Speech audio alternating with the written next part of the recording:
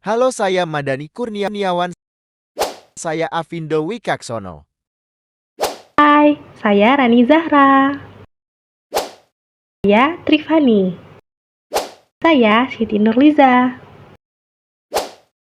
Pengertian gangguan mood bipolar dan depresi. Mood menurut Meir merupakan perpanjangan dari emosi yang berlangsung selama beberapa waktu, kadang-kadang beberapa jam, beberapa hari, atau bahkan dalam beberapa kasus depresi beberapa bulan. Depresi adalah gangguan suasana hati yang cukup umum, namun serius. Pada zaman dahulu, depresi sempat dianggap sebagai turunan, bahkan sempat dianggap kerasukan iblis, dan disebut dengan nama melankolia. Sampai akhirnya dihubungkan dengan ketidakseimbangan kimia dalam otak, yang mana masih terlalu rumit untuk dipahami sepenuhnya.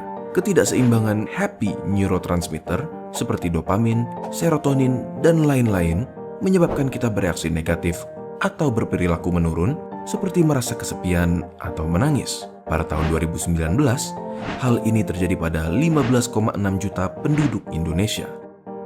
Benar, kita hidup di zaman yang sangat penuh dengan berbagai macam hiburan.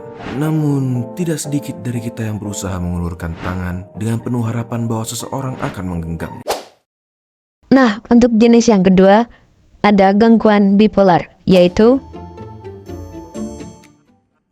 Gangguan bipolar merupakan gangguan kesehatan jiwa yang menyebabkan perubahan mood, energi, dan konsentrasi secara tidak wajar. Seseorang yang mengalami gangguan bipolar akan berganti-ganti antara dua fase suasana hati yang berlawanan, yaitu fase mania dan fase depresi. Kedua fase ini bukan sekedar perubahan mood yang dialami orang biasa, karena fase-fase ini dapat berlangsung selama berhari-hari atau bahkan berbulan-bulan. Ketika mengalami fase mania, penderita bipolar akan merasa hiperaktif, berbicara lebih cepat dari biasanya, ingin melakukan banyak hal sekaligus, dan lebih nekat dalam pengambilan keputusan. Selanjutnya ada penanganan gangguan mood. Yang pertama, mengembangkan adaptasi dan menyelesaikan konflik-konflik intrapersonal. Yang kedua, meningkatkan frekuensi reinforcement dalam kehidupan. Yang ketiga, identifikasi dan perbaikan distorsi kognitif dan belajar berperilaku adaptif. Kamu juga dapat melakukan terapi untuk gangguan mood.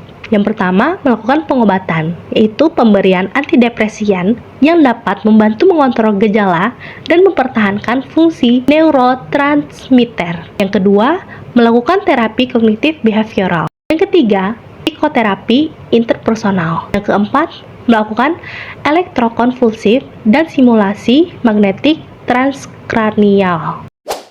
Bunuh diri dapat didefinisikan sebagai usaha seseorang untuk mengakhiri hidupnya dengan cara sukarela atau sengaja. Bunuh diri juga bisa didefinisikan sebagai pembunuhan secara simbolis, karena adanya peristiwa identifikasi dengan seseorang yang dibenci dengan membunuh diri sendiri. Orang yang bersangkutan secara simbolis membunuh orang yang dibencinya. Penyebab seseorang memiliki perilaku bunuh diri.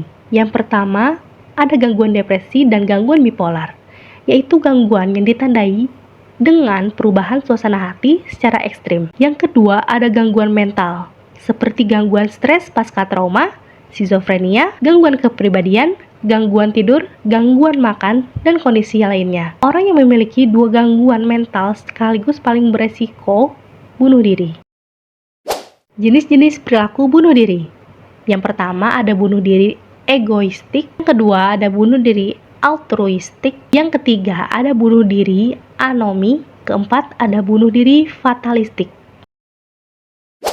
Bagaimana sebaiknya berkomunikasi dengan orang dalam kecenderungan bunuh diri? Yang pertama, jangan memberikan nasihat yang menghakimi seperti bahwa bunuh diri itu dosa. Yang kedua, hindari mengatakan kata sabar kepada orang dalam kecenderungan bunuh diri karena mereka mungkin merasa tidak dimengerti. Yang ketiga, meyakinkan bahwa pikiran bunuh diri ialah hal yang umum, dapat dialami oleh banyak orang, dan sangat mungkin untuk mendapatkan pertolongan. Berikut cara bagaimana menjaga orang dalam kecenderungan bunuh diri agar tetap aman. Yang pertama, jangan meninggalkannya sendirian dalam kondisi krisis. Yang kedua, bekerja samalah dengan orang tersebut dalam memastikan keselamatannya, alih-alih bertindak sendiri dalam mencegah bunuh diri. Yang ketiga, ingatkan bahwa dirinya berharga dan hidupnya pun berharga. Yang keempat, yakinkan bahwa ada solusi lain untuk permasalahannya selain bunuh dirinya sendiri. Dan yang terakhir, jika diperlukan, hubungi pihak kepolisian, beritahukan bahwa orang yang membutuhkan bantuan mempunyai kecenderungan bunuh diri, sehingga mereka dapat merespon dengan tepat.